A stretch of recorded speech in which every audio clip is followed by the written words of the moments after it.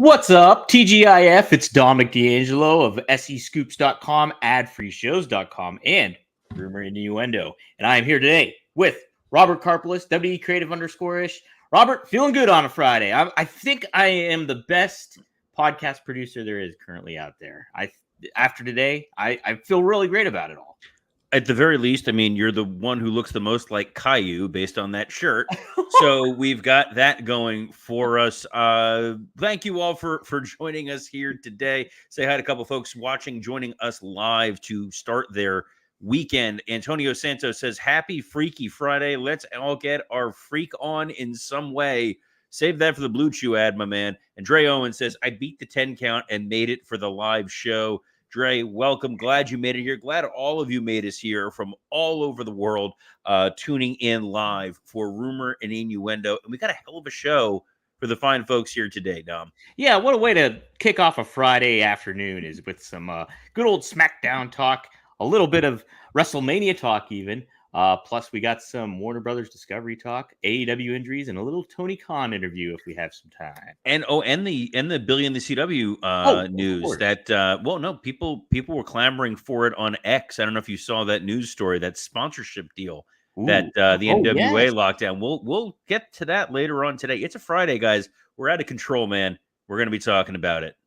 Well, SmackDown's got some interesting King of the Ring matchups lined up for us tonight. I'll just run through them real quick, and then we can talk about them. No, we need to pause right now for Matt Smith's comment where he says David Cross cosplay. Now I can't unsee it. I have gotten that comparison several times. Yes, you just blew yourself. That would have been the Blue Chew thing. There we go. And also, quick point out here that our boy Ken says AEW Dynamite level production values on this week's Working Stiff. Our producer Dom, when he uploaded the episode this morning, for some reason there was double audio at some point. He's gone back and fixed it. It's clean. It's clean now, Ken. Go back and listen. Everyone go and listen. It's great. This wasn't even a plug. This is just me yelling at people. Also, quick congratulations to the Blue Meanie, who's got a new show on ad-free shows. A little Saturday Morning with Meanie, where he talks about all of the news in WWE, AEW, and the like. Why does that sound so familiar, Dom? I don't know. It's does another show do that on a Monday through Friday? But you get it Saturday, and a Blue Saturday moving forward. How about that? So exciting. All right. What's exciting, too, is the King of the Ring continues. We're 3 minutes in. We haven't even started the show. I know. I love it. We're off the rails. So AJ Styles will be taking on Randy Orton in a first-round matchup. Very intriguing.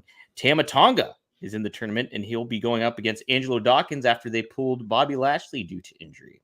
Then we also have Bianca Belair taking on Candice LeRae, Jade Cargill battling Piper Niven, and then Naomi taking on Nia Jax.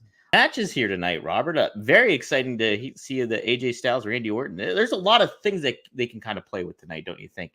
Oh, there's tons of interesting intrigue. We saw it on Monday with the Raw bracket, how things broke down. Here on the SmackDown side, Tama Tonga, Lashley would have been a really interesting match. Tama Tonga, Angelo Dawkins will be fun. You're setting up a potential Gorillas of Destiny going up against the Street Profits, which is a really intriguing tag match, quite frankly. I think those guys beat the hell out of each other. Angelo Dawkins has quietly gotten very, very good over the last couple years. Obviously, Orton AJ as a main event, huge draw. And on the women's side, Bianca Candice is going to be, that's a sleeper. Yeah. Candice LeRae, yes, she's been saddled with this goofy gimmick, this, bullying tactic thing, but she can really go. And I think that's going to be a lot of fun. Jade Cargill, Piper Niven. How about that Candice LeRae match? No, I think you can do some power moves. You can keep it short. I'm sure Chelsea Green will interfere in some capacity. I don't think they're going to give this one a lot of time. And Nia Jax, Naomi may be a little rough. Just strap in, guys. It's gonna be a little rough, that one. I've never been the world's biggest Nia Jax fan, and Naomi, since she's back, seems to have lost a step a little bit. So I'm hoping they can correct things. We get a hell of a match. It is always possible. You never know until they ring the bell. That's why you play the game, Dom. That's it. That's it. I've always now I'm on the opposite side. I've always kind of liked Nia Jax.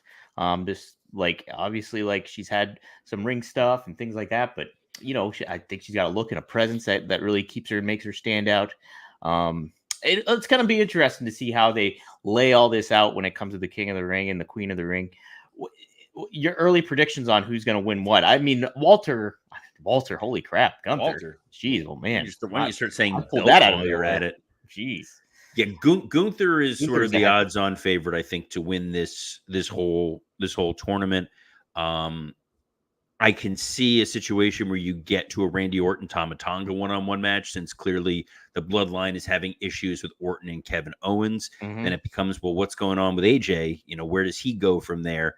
This is why I'm sure they have these things strategically mapped out in such a way to make it interesting. But this is an opportunity, this episode of SmackDown, for the bloodline to really solidify its position of power. They only have that one match to really concern themselves with. Cody does not have a number one contender right now going into the King and Queen of the Ring pay-per-view. Right. Or PLE.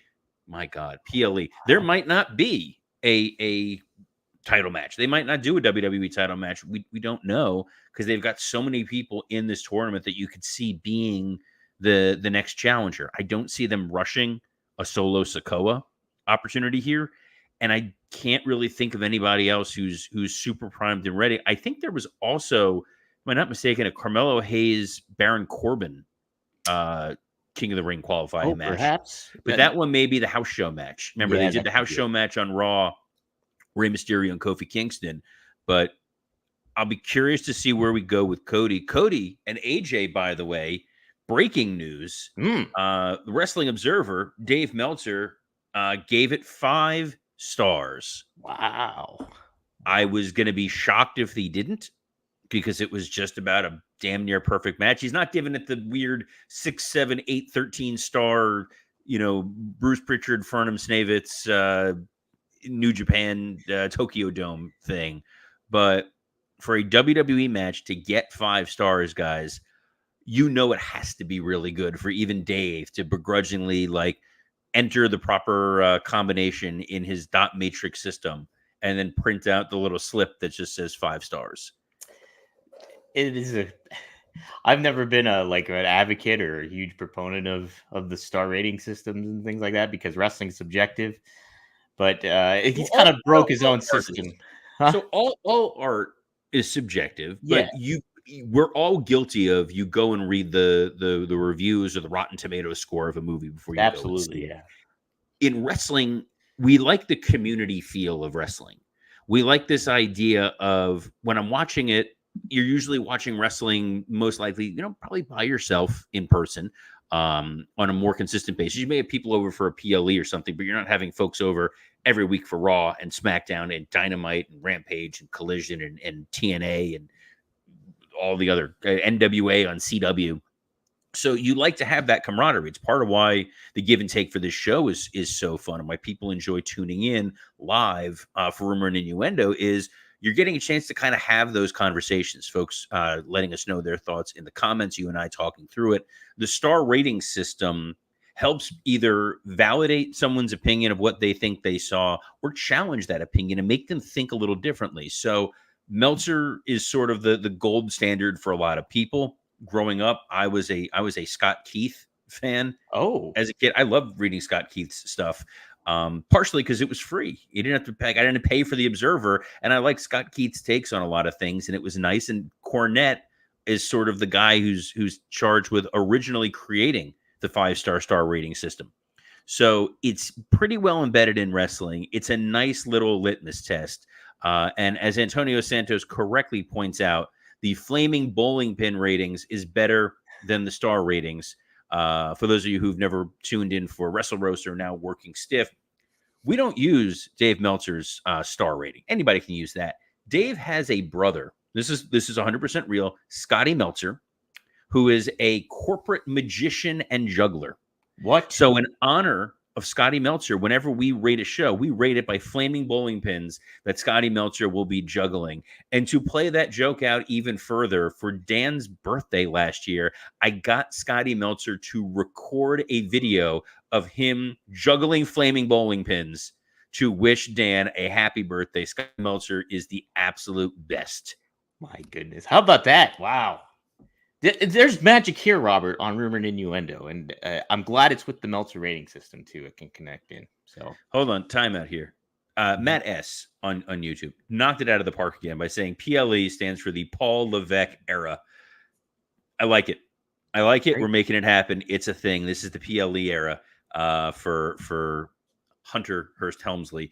But the PLEs are going to be rolling in 2025.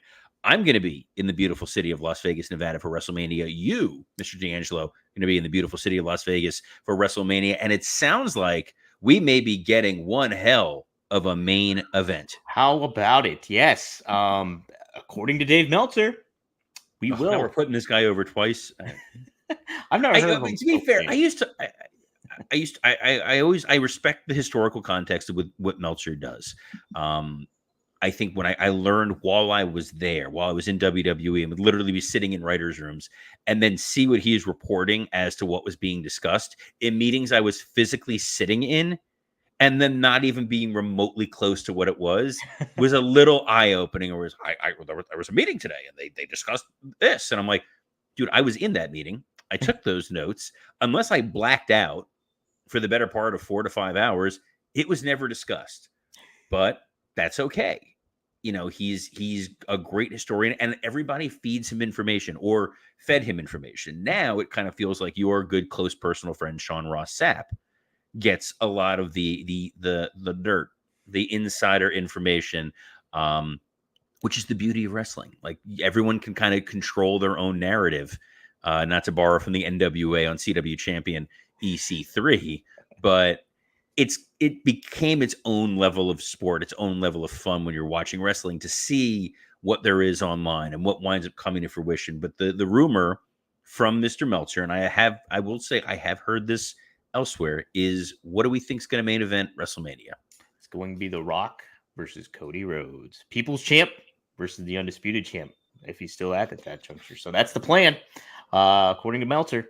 What do you think of that? Do you want to see Rock and Roman instead? Or is this the ultimate kind of match you can really have for WrestleMania 41 in Las Vegas, nonetheless?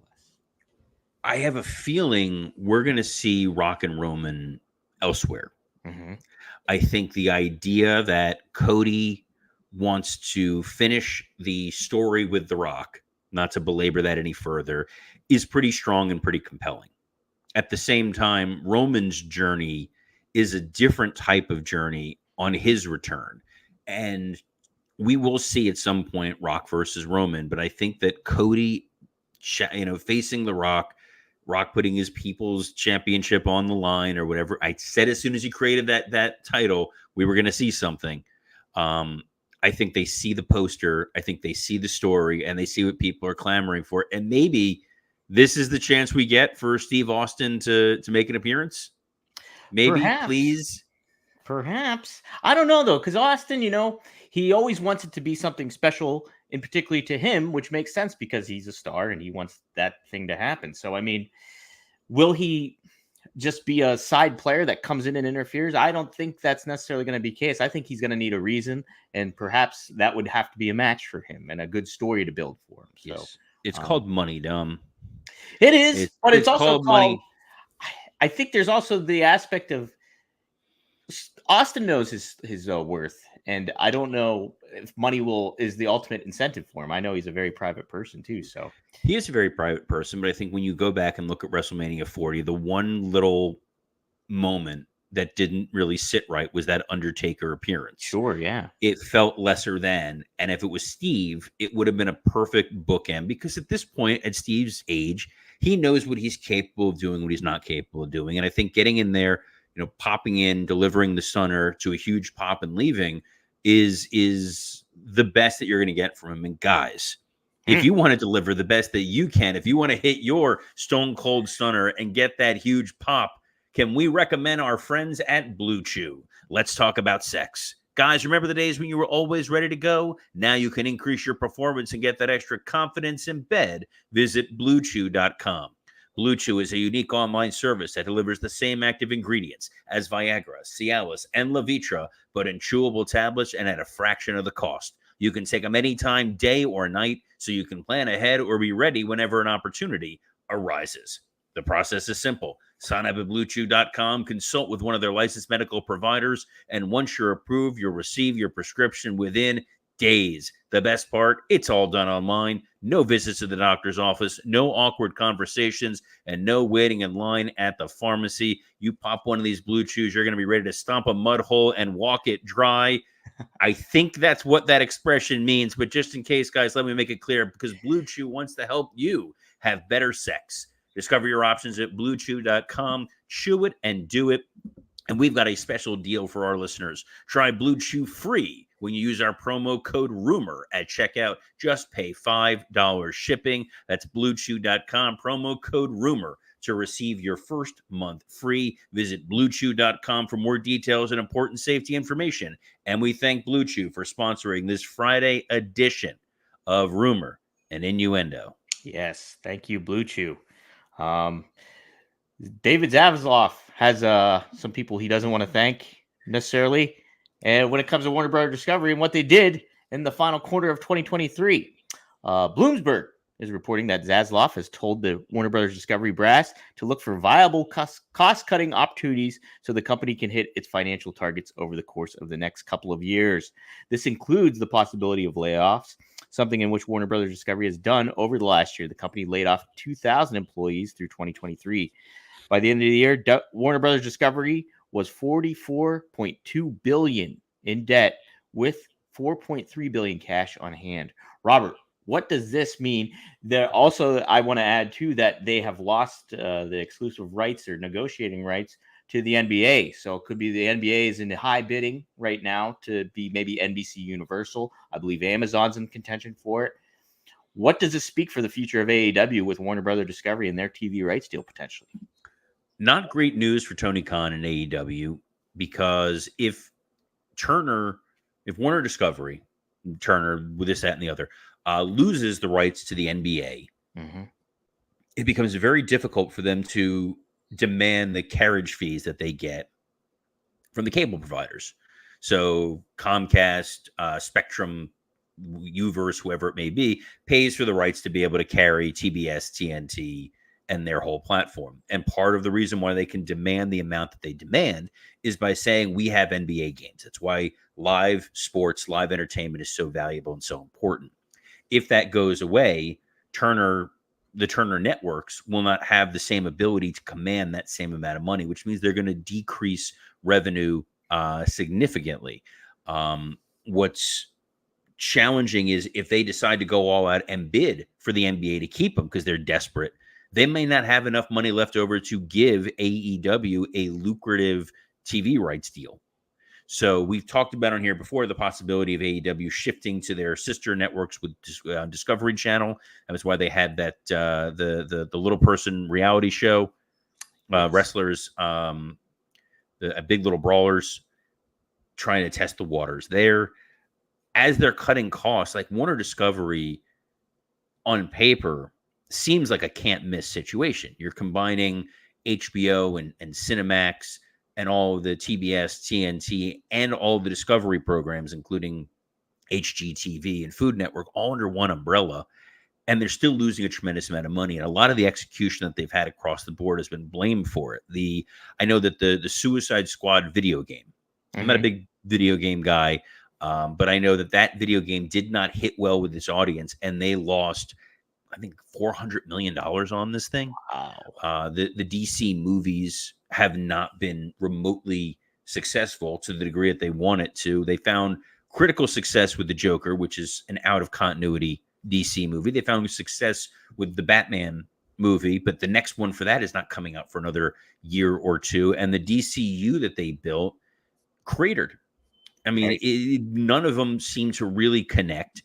And the Aquaman box office numbers and the Blue Beetle box office numbers kind of showed like you can't just pull a lever and hope for something. So AEW has a value to them as a live destination. It's the reason a lot of people tune into TBS and TNT that wouldn't otherwise, but it's not necessarily enough for it to justify the amount of money that Tony Khan is going to be asking. So we may be reaching a point where we're going to see the end of AEW programming on TBS and TNT. Maybe they'll find a home elsewhere.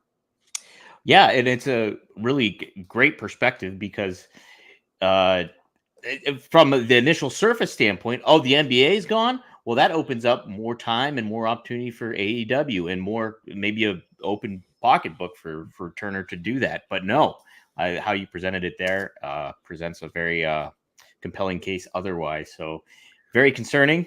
I hope, obviously, you want wrestling to flourish at either company, both, because it elevates all tides and stuff like that. But yes, I still don't understand. Maybe I'm dumb. Maybe I'm an idiot here. You have the AEW library, right? And you have the Ring of Honor library that is not available for streaming anywhere. I am certain if you are a wrestling fan and you do not currently have Max, you would gladly pay for the ability to get access to all of that footage. Every episode of Dynamite, every episode of Rampage, Collision, Dark Elevation, all the archives of the Ring of Honor stuff. There is an inherent value to all of that.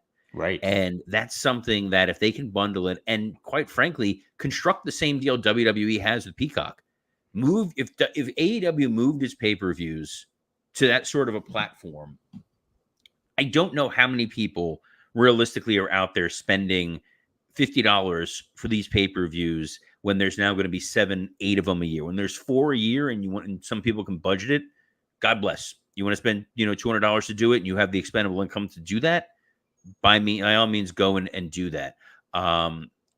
It's not financially feasible for a lot of people to shell out $50 a month, 7, 8 months, especially with the product they're putting out right now. It's a very niche kind of audience. Mm-hmm. It's smaller and smaller. They're not getting 1 million plus viewers a week on Warner Discovery. So the more people you can get your product in front of, the better. And I see it as an opportunity for Warner Discovery to make some serious money with this. Yeah, Robert, I mean, obviously we see the numbers, we see the week-to-week storytelling and creative aspect, and we're pretty critical of it on here. No, not us. Yeah, it is a little bit. But is there a viable option for them to go to a network that's comparable to Warner Brothers Discovery, or even maybe bigger, like a bigger opportunity? Like, is that in the cards for them at all, despite what we do? Absolutely. I think what I'll be curious to see is there's this possibility that Sony and some parties are going to try to go buy Paramount. Mm-hmm. And you have the Paramount Network and you have Paramount Plus, which is another streaming service. Why not add AEW programming to Paramount Network? All they really have on there, from what I understand, is Yellowstone and 700 hours of Bar Rescue. Shut it down. I can't. I know you got like the hair. Like I can't watch that guy. No. He looks like a fish. It's very disconcerting. I can't deal with that guy. And I used to watch Robert Irvine, and I love that. And him and his wife Gail Kim. Fun little tying it back to wrestling. But I think Paramount is a network that could absolutely immediately benefit from getting AEW programming. There's always also weird outlier networks that you never know. Like, I'll just throw a crazy one out there. IFC has original programming, and they've branched out from just being independent film to being independent programming. So why not the biggest independent wrestling company that there is? Could be something to think about. Well, let's cover a little something else too. I wanted. Look how you say this like I know what's going on. You got it open. We're gonna cover a little something else. I didn't even plan to segue into what's the next. Oh, Tony Khan is our next topic. Tony Khan, yes. He's talking about interviews and how they differ from WWE. He didn't directly mention them like he did on the NFL draft, but he did speak on Cincy 360 with Richard Chino, talking about what AEW does in comparison with interviews. In AEW, I think people really feel a connection with the wrestlers. We don't script the interviews here. People go out, they are talking about, maybe they got bullet points and key pieces of information they're trying to get out, but it feels like you're hearing from a real person talk, which isn't always the way it feels with some of the competition's interviews. I think that's one major difference. Robert, I think it's kind of, I mean, yeah, they have writers obviously in WWE, but the kind of vibe of that is they kind of pivoted it from like word to word stuff that you'd be used to hearing in previous era of WWE. So what do you think of Tony Khan's comments there? You can't let everybody go out there and cut a promo without some form or structure. Sure. Everybody thinks they can do it, and then you see that Serena Deeb promo on Dynamite, or point to any other Mercedes Moné promo that's been on of recent vintage. A lot of these guys do not get an opportunity. They don't get enough reps to learn how to cut a proper promo. It's not like Ric Flair, on the very first time he was at a step and repeat, was able to be Ric Flair. Right. You learn how to cut that promo, and then eventually you save it for a pizzeria. But what you're seeing is guys should not be learning on the fly on national television in front of a global audience. You need bullet points. You don't need word for word, letter for letter stuff. I have worked with a lot of this AEW talent in terms of doing promos. I had the honor and privilege of taping some of MJF's first promos ever. And that was a guy where you give him some ideas, you sit back, you work with him, and he knocks it out of the park. Not everybody has that same skill set. So you do need to be able to gauge who can get bullet points and who should be written for. And there's no shame in if you're given a written promo to go and hone and make your own, because it's how you learn. It's how you get better. And when you don't connect on a promo, it becomes a huge gap for the audience to really care about you. We've seen it with, I hate to bury the guy because I really like the guy, but like Kyle O'Reilly, that cool Kyle stuff that we've seen before, like his promo skills never really reached a level that it needs to. And then Mr. Where's the Lie himself, Bobby Fish. You can't put guys out there and hope that they don't wind up on Botchamania.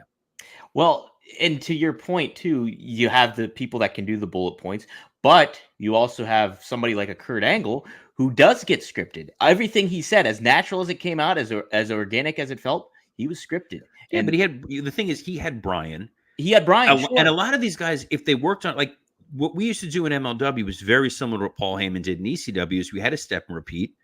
We'd have the guy do a couple of takes, get comfortable, give him some pointers, not word for word verbatim, but just say, hey, try it like this. Think about this, and then talk from there and understand how to speak as the voice of your character. And that's not natural for everybody. And it's not like we're in a heavily gimmick world where you have to be, Duke the Dumpster Drosy and talk about throwing out trash. You're an elevated version of yourself, but you need those opportunities. There's a guy here named Brian Heffron who says repetition is key with promos. And to that, I say, get off our lawn, kid. You got the big Saturday show. We already plugged it earlier. We're all very excited that there's going to be Saturdays with the Blue Meanie on ad-free shows. But let's leave this to the pros. We love the Blue Meanie. Absolutely. Can't wait for Saturdays. But yeah, no, it's one thing, by the way, for Tony to say this, and then you have a reel of just amazing natural promos that have been rattled off of late. But one of the areas that have been sort of a black hole have been a lot of these promos. The guys who delivered the great promos of late, Adam Copeland, Christian, Chris Jericho, young kids, young up-and-comers. Yes. Whippersnappers. Will Ospreay, though. Well, Will Ospreay, he may be young, but he's had the opportunity to deliver these types of promos across the board for a long time, and he has a natural charisma. There are some guys who just get it. They just have a natural charisma. I mean, there's a guy, I know this is the next bullet item, but whatever, under AEW injuries, Wheeler Yuta. When I first worked with Yuta and nobody knew what the heck we were getting, you would not have known right off the bat that Yuta has an insane sense of humor. Yeah, he's funny. He seems so, but when you first meet him, you're like, oh, this is like a very vanilla, white meat baby face kind of guy. And then you realize he is subversive and very funny, and getting to capitalize on that and just turning him loose. Oh man, it's gold.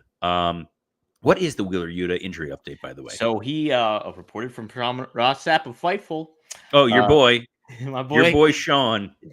He You don't even see his lips move when you talk. That's right. Yeah. There's Why'd no you take your hat off?